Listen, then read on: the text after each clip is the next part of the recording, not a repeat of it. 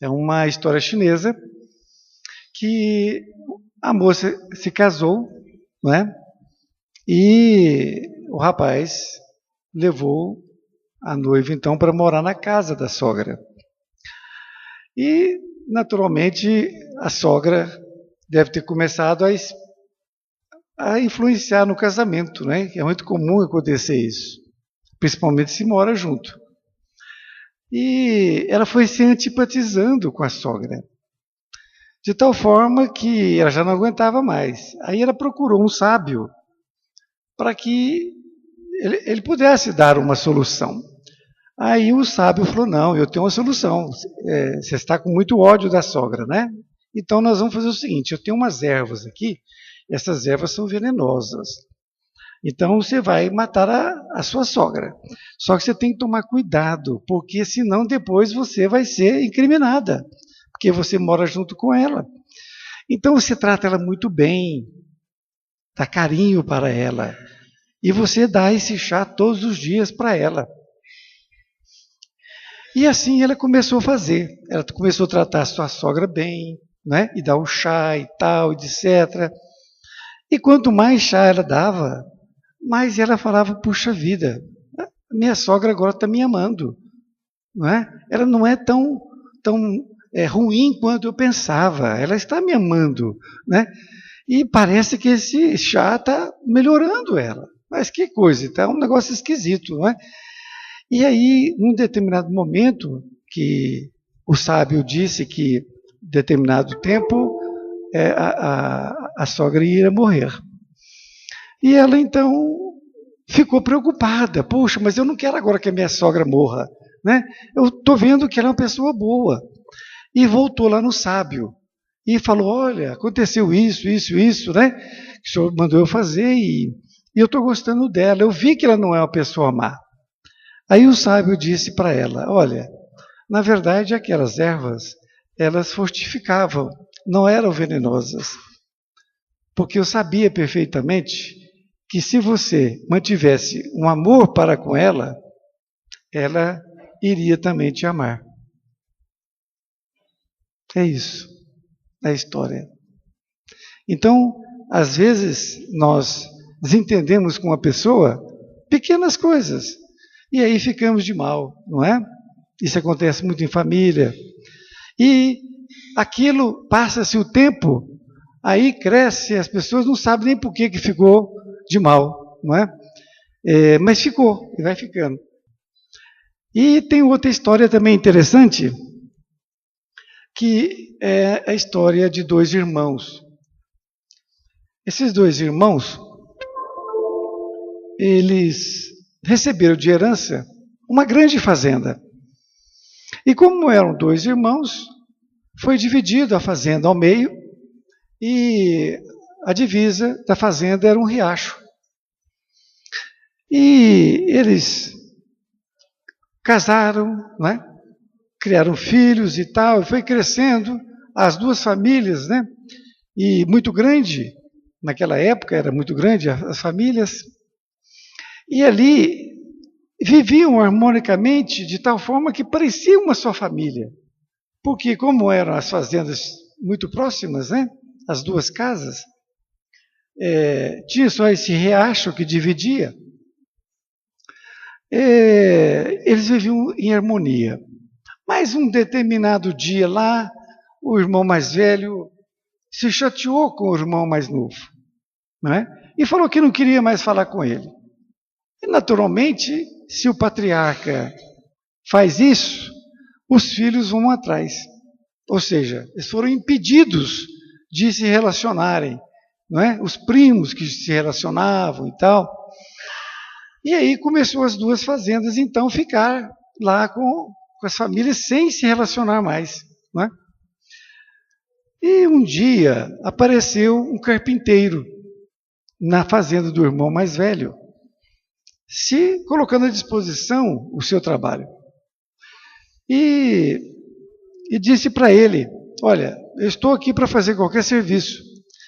Aí ele disse: olha, que bom que você chegou, porque eu preciso de fazer uma cerca ali, na beira daquele córrego, porque o meu vizinho, ele tem animais, gados, e estão atravessando aquele riacho, e estão vindo aqui comer o meu milho e tal, e eu estou aborrecido. E a madeira está lá ao lado do celeiro, tem lá o arame, e tem os pregos e tal. E falou para ele, olha, eu vou passar uma semana na fazenda, eu vou te deixar sozinho aí, você vai fazendo e eu vou para a fazenda.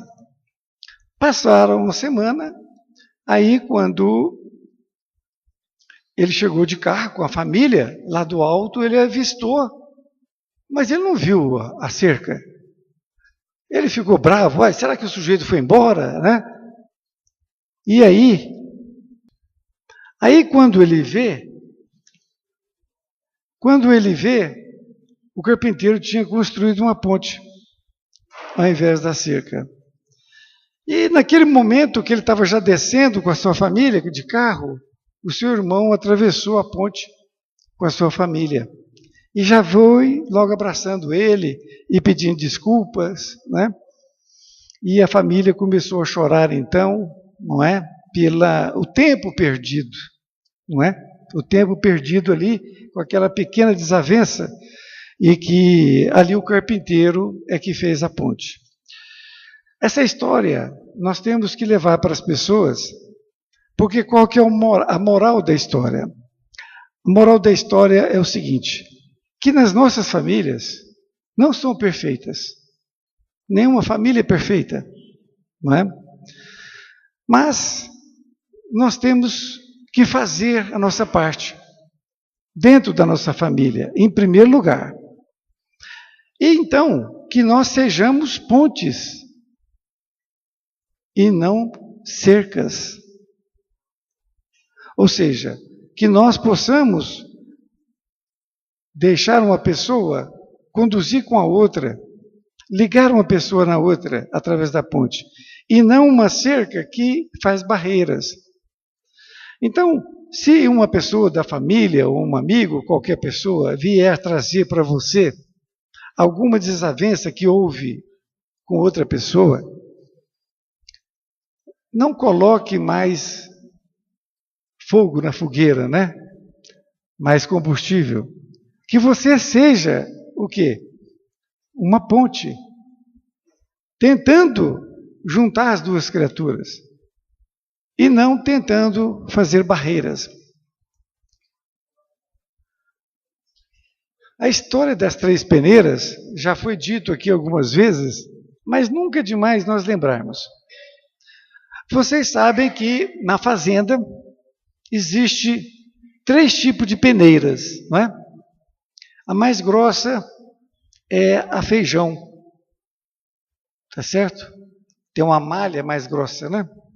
Depois tem a malha arroz e depois tem a malha fubá, que é bem fininha. Então, a história das peneiras nos lembra daquilo que nós vamos pensar, daquilo que nós vamos falar e daquilo que nós vamos fazer. E também daquilo que alguém vier trazer para nós. Porque muitas pessoas vêm trazer fofocas, não é? Então, a primeira peneira, que é a peneira mais grossa, é a peneira da verdade. Então, se você for pensar alguma coisa, se você for falar alguma coisa, ou fazer alguma coisa, ou ouvir alguma coisa de uma criatura, você tem que perguntar, é verdade? Porque a maioria das vezes não é verdade. É uma maledicência. Em maledicência, não se acredite. Não se acredite. Porque o intuito da maledicência é fazer mal para o outro. Não é? Mas suponhamos que passou nessa peneira, que é verdade aquilo. Aí, se é verdade, vamos passar pela peneira arroz. Aí você pergunta, isto aí vai fazer mal para alguma pessoa? Então, Aí você pergunta para si mesmo, olha, se for fazer mal para alguma pessoa, não passou na peneira arroz. E a terceira peneira, que é a fubá, você pergunta, isto vai fazer bem para mim? Então a primeira, se é verdade, se a segunda, se não vai fazer mal para ninguém, e a terceira, se vai fazer bem para você. Se nós fizermos este hábito, porque a vida é feita de hábitos salutares, não é? Tem hábitos ruins, não é? Como fumar, como beber, não é? Em excesso, isso há hábitos ruins. E nós temos que criar hábitos salutares. Este é um hábito salutar. Porque quando você pensar alguma coisa, eu vou falar. Aí você já trava no pensamento. Não vou falar. Automaticamente você passa naquele ali. Você ouviu uma coisa na internet, ou mandou no WhatsApp para você, ou uma criatura falou para você. Passa na peneira feijão. Olha, eu digo para vocês que 70% vai ficar na peneira. Porque é mentira.